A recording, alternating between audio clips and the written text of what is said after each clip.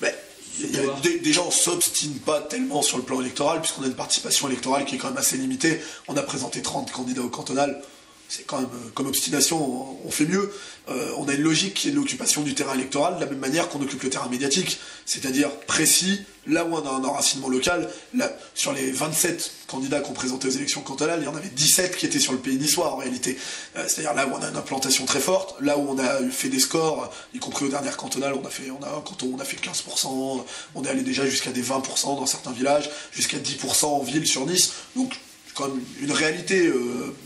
on existe, on a un accord électoral avec l'ancien maire de la ville, Jacques Perra, donc pour les municipales, pour les municipales et pour les cantonales passées, et pour les municipales qui viennent. Donc on existe.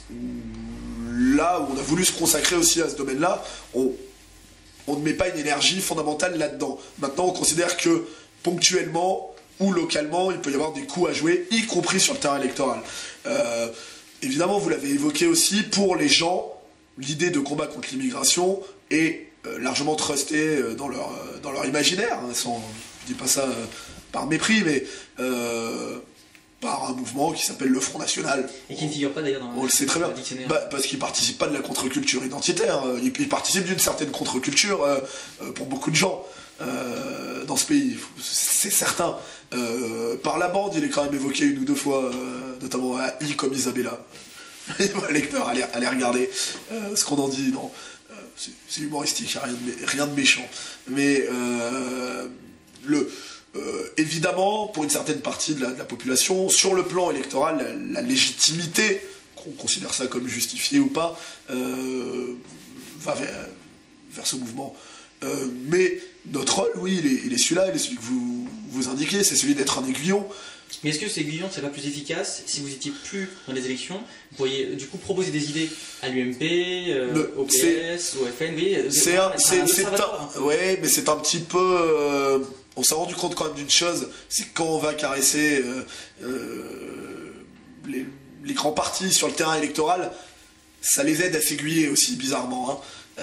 C'est quand même une réalité. Et en France, les choses sont ainsi faites que pour être audible et un petit peu crédible, une participation électorale aide. Moi, je l'ai vu lors de ma première candidature aux législatives en 2007, quand on fait la visite des commerçants, c'est très classique, on va en serrer les mains, etc. Le fait d'être candidat vous notabilise déjà un petit peu. C'est la même chose dans vos rapports avec les médias. Sur Nice, aujourd'hui, quand on fait un communiqué de presse, globalement, il passe dans la presse locale parce qu'on est aussi une force électorale qui compte. C'est intéressant pour créer quand même des rapports de force, pour créer des zones où on a de l'espace, pour se compter aussi. Quand je dis qu'on a plusieurs milliers d'électeurs derrière nous sur Nice, c'est pas la même chose qu'avoir 100 manifestants. On se rend compte que on n'est pas juste un peu des fantaisistes comme ça qui se déguisent en cochons.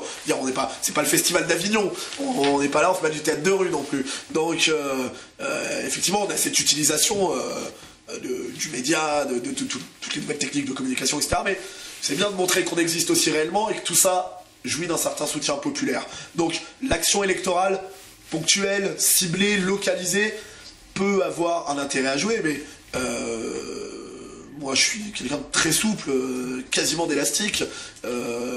On peut avoir des collaborations avec les uns et les autres, on peut toujours discuter. Nous sommes des adeptes de la transversalité, on l'a montré avec des milieux issus de la gauche, comme avec Riposte Laïque, dans le cadre de l'organisation de l'apéro saucisson Pinard, avec des personnalités de droite comme avec Jacques Perra, avec des gens de la droite populaire, quand il y a eu la mobilisation autour de la libération de Papy Galinier, hein, ce vieil homme qui a eu comme seul tort de défendre son foyer et sa famille. Voilà, il faut avoir cette capacité d'élasticité, y compris sur le terrain électoral, mais nous, évidemment, notre rôle principal, c'est celui d'être un aiguillon, et je crois que ça marche assez bien. On le voit quand même avec le débat là, qui ne cesse de rebondir sur les prières de rue, on est encore en plein dedans, là, hein, puisque maintenant, ça me fait assez sourire d'ailleurs, puisque vous vous rappelez que Erdogan, le Premier ministre turc, avait dit à une certaine époque, reprenant un poète turc, nos mosquées sont nos casernes, et on se rend compte aujourd'hui que finalement, grâce à messieurs Sarkozy et Guéant, c'est l'inverse.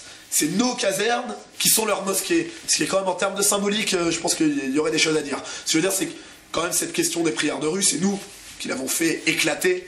D'ailleurs, Éric Zemmour le reconnaissait cette semaine dans sa dispute face à Domenech, où il disait il a fallu l'apéro saucisson pinard pour que tout ça éclate, qu'après ça sera repris par Marine Le Pen, qui avait parlé d'occupation des rues, et le terme me semble juste, et puis ensuite par Nicolas Sarkozy, Guéant, etc. Donc ce rôle d'aiguillon, quand même, on le joue.